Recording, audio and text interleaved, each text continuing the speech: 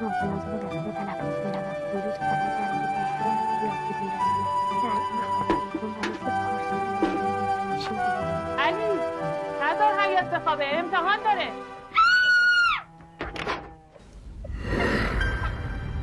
بهت بگم قسم نداری تو دست نکن. آقا من امتحان دارم. حرفش نمیشه دختر. کپیتان زفر جان، شما به اقسام افتایی. حیات نیست. دکتر نظری بشه. میخواستم نقاط یه ساعت پیشت باشه تا من برم امتحان بدم و زود برگردم. اینو امتحانش خیلی سخته. از ساکت اوله تا آثار دیگه هم میاد. قبولونش تو سیسان. من امتحان دارم. این از بدنان فرقه. ساعت ساعته.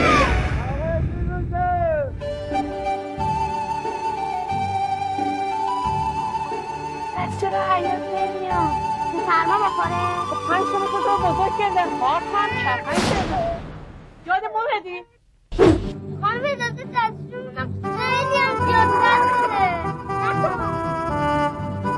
نفتادن بابا نفتادن امتحان بچه رو کردن.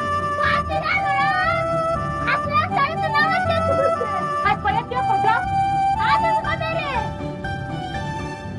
یکی از بهترین دانش آموزهای مدرسه هنوز نیومدن.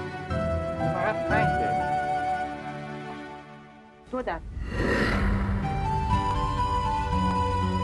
خانم اجازه اصلا